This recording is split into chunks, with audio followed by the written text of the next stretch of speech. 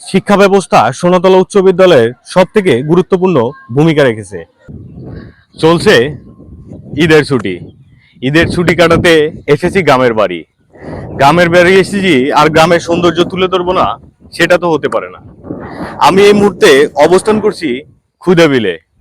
নাম শুনে আপনাদের উদ্ভট মনে হতে পারে, উদ্ভট হইলেও এটাই সত্য।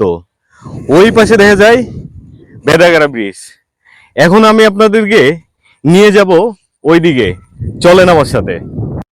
বিলের অবস্থা দেখে বোঝাই যাচ্ছে পানি বাড়তে শুরু করেছে। বর্ষাকাল চলে এসেছে, এটা বিলের পানির অবস্থা দেখে বোঝাই যাচ্ছে। চলুন নিয়ে যাব আপনাদেরকে সামনের দিকে।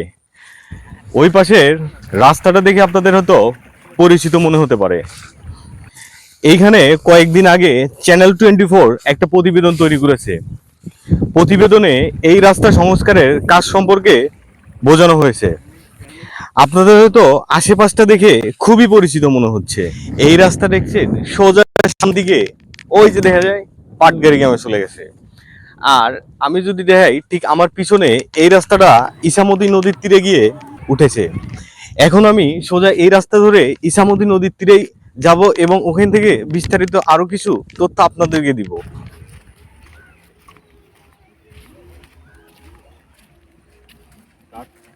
আমি এই মুহূর্তে আছি ইসামতি নদীর ঠিক উপরে বেলি ব্রিজে। আমার পিছনেই ইসামতি নদী। এই ব্রিজে কত সালে তৈরি হয়েছিল এটা আমার ঠিক মনে নেই, কিন্তু ওই পাশ থেকে এই পাশে যাতায়াতের একমাত্র মাধ্যম ছিল ইসামতি নদী। যখন রাস্তা দুই পাশে কাঁচা ছিল তখন এই ব্রিজ দিয়ে মানুষ পারাপার হতো। নদীকে দেখে অবহেলিত মনে হচ্ছে। সুখের খবর হলো নদী খননের কাজ শুরু করে দিয়েছে, কচুরিপানাও অপসারণের ব্যবস্থা করেছে। কয়েকদিন পরে হয়তো নদীর প্রাণ ঠিকই ফিরে আসবে। প্রত্যেকটা গ্রামের গুরুত্বপূর্ণ স্থান হলো স্থানীয় বাজার। আমি এই মুহূর্তে যেখানে অবস্থান করছি, আমি যদি দেখাই আমার ঠিক পাশে ইসামতি নদীর গা ঘেঁষে উত্তর সাইডে অবস্থান করছে ঐতিহাসিক বাজার সোনাতলা বাজার। সোনাতলা বাজারে লোকজনের আনাগোনা সারাদিনে অনেকে থাকে।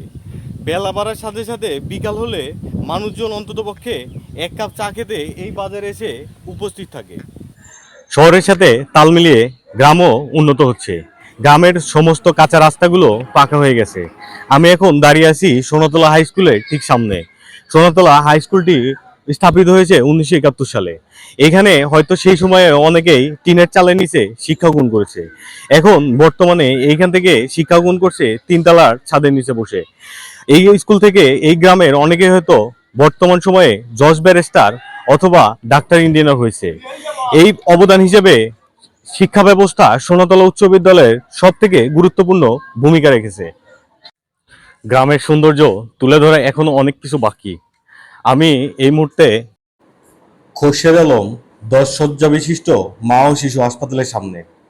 আমার এলাকাতে এমন স্থাপনা আরো অনেকই আছে, সেগুলো দেখানো এখনো বাকি। একটা ভিডিও এত বড় করলে অনেকের কাছে হয়তো এটা বিরক্ত মনে হতে পারে। তো আজকের ভিডিও এখানে শেষ করব। পরবর্তী ভিডিও আপনাদের সামনে আলোচনা করব, তুলে ধরব আরো কিছু বিশেষ মুহূর্ত। ততক্ষণ ভালো থাকবেন, সুস্থ থাকবেন, আমার ভিডিও নিয়মিত দেখবেন। এখনো পর্যন্ত আমার পেজটা যারা ফলো দেননি তারা অবশ্যই এই মুহূর্তে আমার পেজটিকে ফলো দিয়ে দিন।